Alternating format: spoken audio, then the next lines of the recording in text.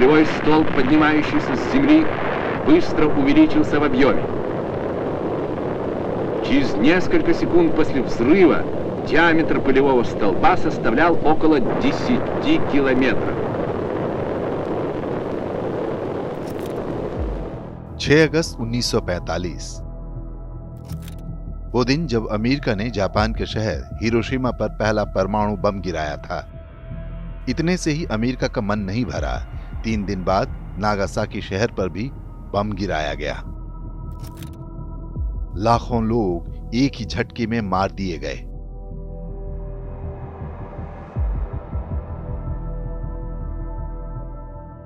उससे भी कई गुना अधिक लोग इस बम से पैदा विकिरण के कारण मारे जाते रहे हैं। ये बर्बर हमला 76 वर्ष पहले हुआ था, लेकिन इसका सही संदर्भ आज तक विश्व के आगे नहीं आने दिया गया। पूरे विश्व को बताया जाता है कि इस परमाणु हमले के साथ ही द्वितीय विश्व युद्ध समाप्त हो गया था। जापानी सेनाओं ने पीछे हटना आरंभ कर दिया और 1 सप्ताह बाद ही जापान ने मित्र देशों के आगे आत्मसमर्पण कर दिया। हिरोशिमा पर जिस दिन बम गिरा था वो सुबह का समय था। लोग अपने काम कर रहे थे, बच्चे स्कूल पहुंच चुके थे। इस स्थान पर जापानी सेना का कोई केंद्र नहीं था। स्पष्ट रूप से जापान के सामान्य लोगों को निशाना बनाकर परमाणु बम गिराया गया था। नागासाकी पर हुए एटमी आक्रमण में भी यही मंशा थी। वो सेना को नहीं बल्कि सामान्य नागरिकों को मारना चाहते थे। इतिहासकार गा एल्परोविट्स ने वर्ष 1965 में आई अपनी किताब में लिखा है, जापान तो उस समय युद्ध हार ही रहा था, लेकिन अमेरिका युद्ध के बाद सोवियत संघ से शक्ति के मामले में आगे निकलना चाहता था। इसीलिए उसने ये एक तरह का शक्ति प्रदर्शन किया। ये कथन अमेरिका द्वारा स्थापित झूठ का बहुत हद तक खंडन करता है, लेकिन ये भी पूरी तरह से सत्य नहीं है। द्वितीय विश्व युद्ध में अमेरिका के असली शत्रु जर्मनी और इटली थे, लेकिन उन पर परमाणु बम नहीं गिराए गए, बल्कि इसके लिए एक एशियाई गैर ईसाई शक्ति जापान को चुना गया। परमाणु बम से पहले अमेरिका ने जापान में कई दिन तक नेपॉम बम गिराए थे, जिससे वो पहले ही बुरी तरह से बर्बाद हो चुका था। नेपॉम बम अमेरिका की हार्वर्ड यूनिवर्सिटी में विकसित किए गए थे। अमेरिका पर प्रोटेस्टेंट ईसाई मजहब का प्रभाव है, जबकि सोवियत संघ ऑर्थोडॉक्स ईसाई देश है। इनके बीच में भी आपसी प्रतिद्वंदिता है। लेकिन जापान पर एटम बम गिराने के पीछे जो मानसिकता काम कर रही थी, वो घृणा के पैमाने पर इससे भी एक कदम आगे की बात है।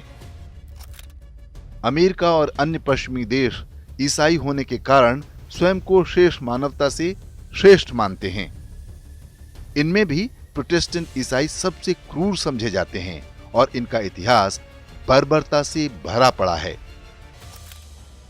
अमेरिका ने युद्ध में किसी शत्रु ईसाई देश पर परमाणु बम गिराने के बजाय जापान को ही चुना, तो इसके पीछे भी वही अब्राहमिक मानसिकता काम कर रही थी।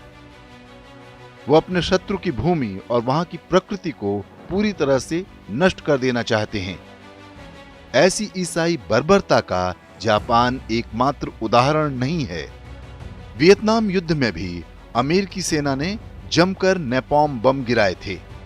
इनके अतिरिक्त ऐसे ढेरों हथियार प्रयोग किए गए थे, जिससे वियतनाम के पर्यावरण को क्षति पहुंचे। रासायनिक हथियारों के प्रयोग से वहां की बड़ी भूमि को बंजर बना दिया गया। अमेरिकी कंपनियां भारत जैसे विकासशील देशों में भी प्रदूषणकारी उद्योग लगाकर पर्यावरण को नुकसान पहुंचाती रही हैं। भोपाल गैस कांड भी ऐसी ही एक घटना थी, जिसमें अमेरिकी कंपनी की आपराधिक लापरवाही ने हजारों लोगों की जान ली थी। ईसाइयों की पुस्तक बाइबल के जेनेसिस के अनुसार गॉड ने जब धरती पर सृष्टि की रचना की, तो मनुष्य को प्रकृति का स्वामी बनाया।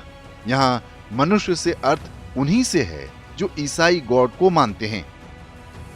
स्वयं को प्रकृति का स्वामी मानने वाली यही मानसिकता है कि वे शत्रु की भूमि पर प्रकृति को क्षति पहुंचाने से पहले एक बार भी नहीं सोचते। अमेरिका या अन्य पश्चिमी ईसाई देश कभी भी जापान और भारत जैसे गैर अब्राहमिक देशों के मित्र नहीं हो सकते। इस शत्रुता की जड़ उनकी सोच में है, जो मानती है कि गोरे होने के कारण उनकी नस्ल श्रेष्ठ है और उनका कर्तव्य पूरे विश्व को ईसाई बनाना है। परमाणु बम गिराकर जापान के अस्तित्व को मिटाने का अमेरिकी प्रयास उसी मजहबी मानसिकता का सबसे बड़ा उदाहरण है।